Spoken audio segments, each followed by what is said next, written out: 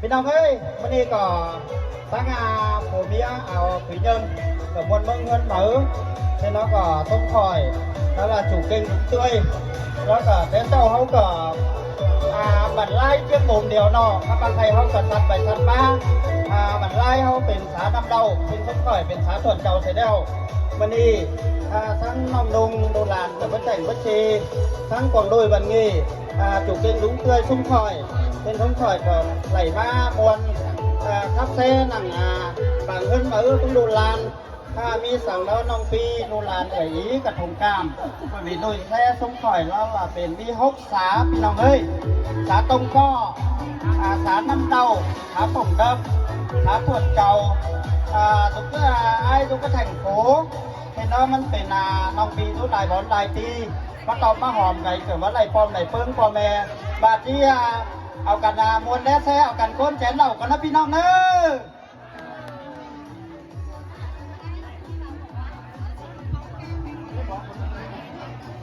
ไม่ได้เอาหน้าเขาดูนักกันคนใช่คนนี้ไม่ทำหน่อยข้างหลังสักแก้มหน่อย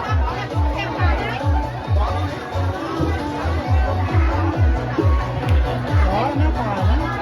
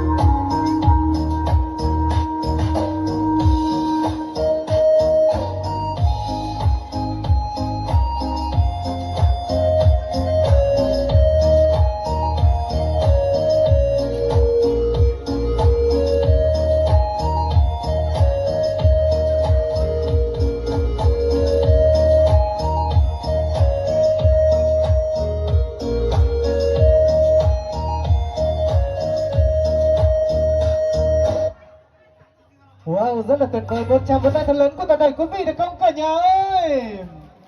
Và một lần nữa rất là cảm ơn Long Trọng cảm ơn đội múa của chủ kênh ông Giống Tươi đã hết sức là tuyệt vời, dành những tình cảm, dành những quý báu để dành tặng cho gia chủ chúng tôi trong buổi trưa ngày hôm nay. Và kính chúc ông sẽ luôn luôn sức khỏe dồi dào, gấp nhiều điều thành công trong cuộc sống. Và mọi người ơi, và chúng ta sẽ cùng nhau đón xem trên kênh YouTube của ông Giống Tươi TV trong 8 giờ tối nay nha cả nhà ơi. Và chúng ta sẽ có những thước phim, những bức hình đẹp nhất, tuyệt vời nhất trong ngày sự kiện Long Thành ngày hôm nay. bông được trắng bông đang còn sông xanh muốn lè lò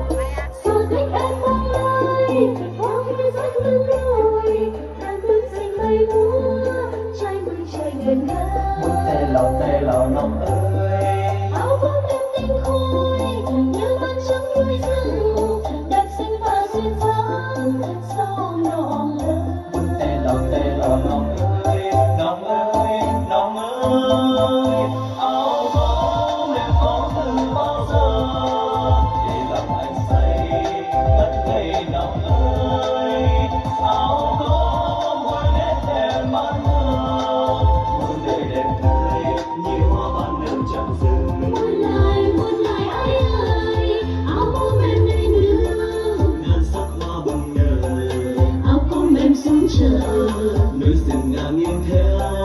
áo bông em xinh tươi xin thắm trong đôi giày trái mừng trời nhìn theo ngất ngây áo bông em nơi nương ngàn sắc hoa bừng nở áo bông em xuống chợ núi rừng ngang nghiêng theo áo bông em xinh tươi xin thắm trong đôi giày trái mừng trời nhìn theo ngất ngây sao nồng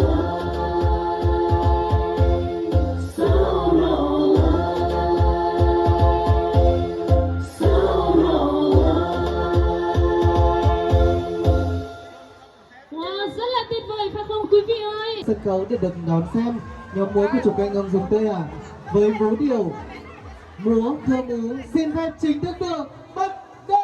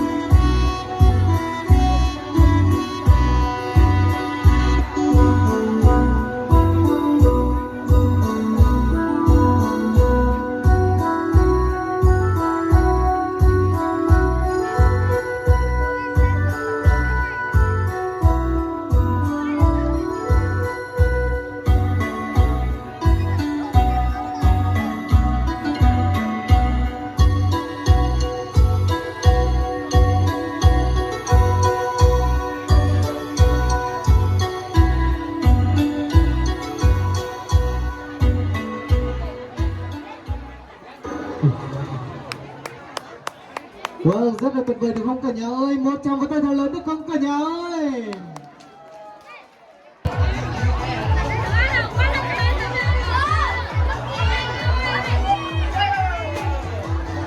Sáu trăm tên nàyพ่อแม่พี่น้องเอ็มย้ายทุกผู้ทุกคนไม่ได้หลายเส้นบอลจนชวนgia đìnhน้องนุ่งtổ chức môn hân mở trên này cả mươi tăng đuổi chủ kinh khắp xe bằng dũng tươi và đẩy ma chôm món hàng xe món cho gia đình trên tay hỏi có sáu tô sáu sàm hót vắm tay là chôm ơn xe món nào nung sáu giật พื่อนgiật rào đẩy hơn đằng đi trên còn chơi chứ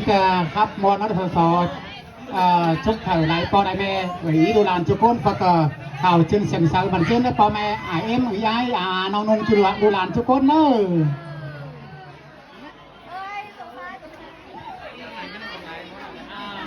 pa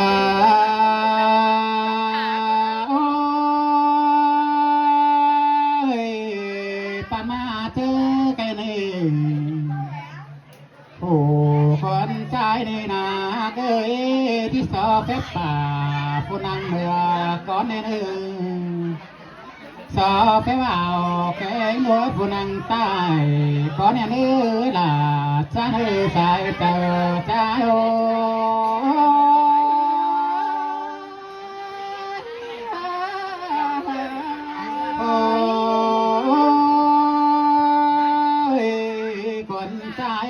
จังหินต่อดาหินต่อเตโล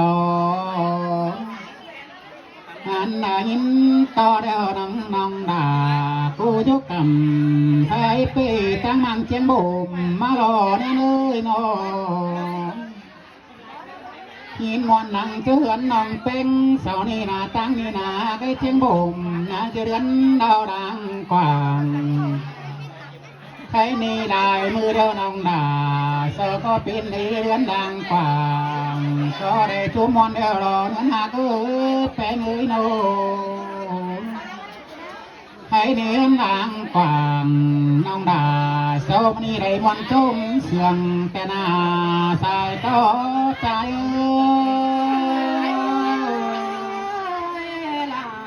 จังมาเสียงเป็นเด้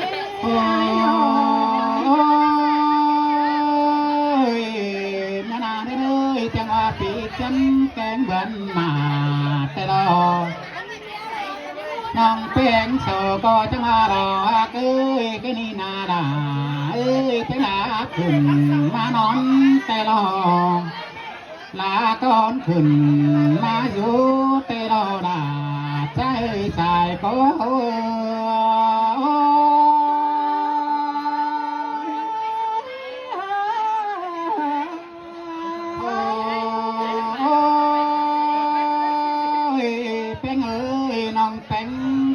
ที่มาดีมา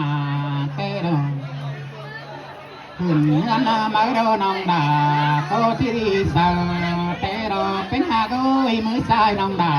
กูจะได้กันมาเตโรให้ในมือขวาน้องเป็นจังเลยเก็บต่อเตโรดาเอ้ยจังเลยหมูเยอะมาตีเตโรก็จะในหมู่ปีมาขาเตโรดาเอ้ยก็จะมาคันเด็ดชาเตโรให้นี่น้องเป็นสาวเดียวดอกเอ้ยยืนน้องเป็นจังแต่งปันขอเตโรดาเอ้ยเอากันน้องดาจังแต่งปันกินเตโรก็จะมีหมู่ตัวรวงก้าวซื้อปีลำเตโรเป็นโฮ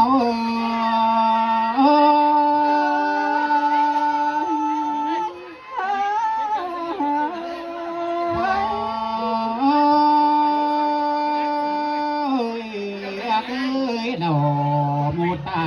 น้ำดาก็มาเชื่อตียันเตลองให้นี่นาเป็นหากเอ้ยเมื่อไว้สิ้นเก่งมาบ่ฟอนแต่นางเป็นสาวก็ว่าบ้าเตโรให้นี่นางเป็นสาวก็ขาเขาเดียวที่ดีปางอันนี้ละก็หากเอ้ยแค่นี้นางเป็นโนน้องสาวก็ที่มาขึ้นเสียงยอดกก็เป็นเอ้ยที่ตกขึ้นเสียงยอดเต็มกว่าเตโร ก็ที่มาขึ้นเสียงนำน้องเองบันเป็ดอกว่าป่าสมเสร็จก็จะร่มออดแต่รอใจก็ใจโอ้ยลาจังมาเสียงเป็นเด็กเป็นก็เดี๋ยวเสียงก็เป้าเราด่าเอ้ยเห็นสาวเจ้าเสือน้องด่าเสียงถึงมีของแต่เราสองนอนน้องเป็งก็จะหอมดูต่อแล้วก็ที่มาขึ้นเสียงเต้าส่องสังดอด่าเอ้ยจังขึ้นเสียงเต้าส่องแทงก็ที่มาขึ้นเสียงนำดองบันเป็ดเตโรมันว่าเจ้าเอ้ยป่าสมเสียบจุ่มอเตียวให้นี่น้องเป็งเสาก็เป็งเอ้ยเสียงเดียวที่สวนอีมาใกล้เสียงเดียวที่สวนอีเป็นแต่นานแต่งหัวก็ที่เป็นหัวแม่ปลายแต่เดินเอ้ยแต่งควายก็ที่มีควายเขากลมให้นากินเขาแต่ดอเพลงโอ้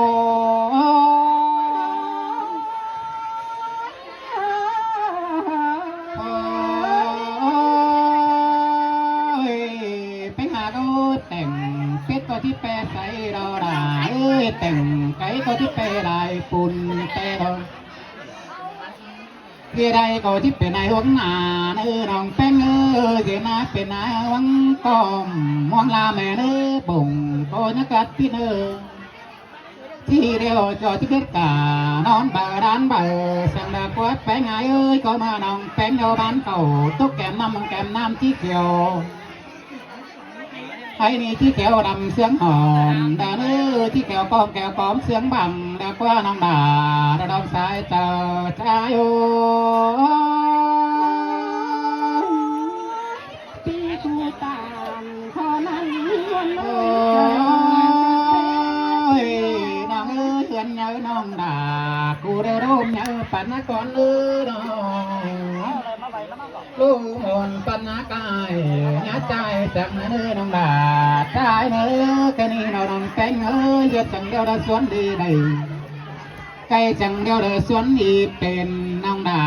เอ้ยน้องเงินบ่ไหลมาเนื้อเงินบ่สอบ่ลาไหลเต่าเขาแกนซ้ายได้น้อแกนขวา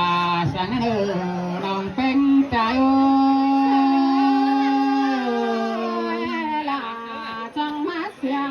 โอ้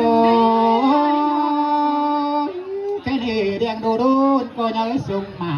เนื้อดูด่าน้องด่าจ้าเนื้อเรียงดูด่าก็ยังสุ่มเจ้าแต่เนื้อโนน้องเป็นเยียบเบียบานเดี๋ยวน้าเดือมเดี๋ยวเนื้อเป็นเนื้อเยียบเบียมันน้าสอจังเนื้อฝนให้ป้อมเพิ่งกันเนื้อเลี้ยงเนื้อก็เลี้ยงคนสักหน่อยจะเป็นเลี้ยงสิ่งปิ้งเนื้อน้องด่าน้องด่าไงเนื้อมวนนี้ล่ะมวนลายเป็นเล็บปีหักโอ้ยแค่นี้นะเอ้ยจังเดือดชุดเอาชุดคนได้ป่าสอทุกไอ้แกน้องจุ่มหูได้กูเนื้อเป็นเงยโนเฟอก็บ้างเบียบานรถตาบางเบียมึงบดตานไม่นี่เฟอก็จ่องไตเนื้อมากินมวนนั้นมาดังสุ่มน้องเป็นใจนี่เป็นใจน้องเฟอก็ข่าวสื่อปานบอกกายอายการไม่เนื้อปานบอสานพวกงงไก่บัวไม่เนื้อสายก็ใจโอ้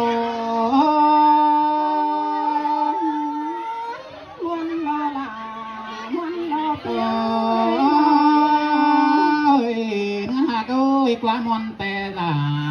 ก็มาแค่โดนเอ้ยความรักแต่ก็พลายเดาที่ไหนไปมาได้น้อยจำสาวได้แต่นี่ละมาเม็ดเสียได้เด้อเนื้อความเดือดที่มวนเอาบ้างไปนาเดาไปเจ้าพี่น้องเราปั่นเปลี่ยนกันโตเด้อเนื้อก็เจียงกันโตกับเสียงมันจุ้งปันโตเสียงตกเสียน้ำมันจุ่มเป็นป่าแดดเนื้อเสียงหนึ่งตกเสียน้องเสียน้ำมันจุ่มเป็นเขาเสียงหนึ่งตกเสียมือเราแควก็มั่งถึงนี้กองเนื้อสายก็เนื้อ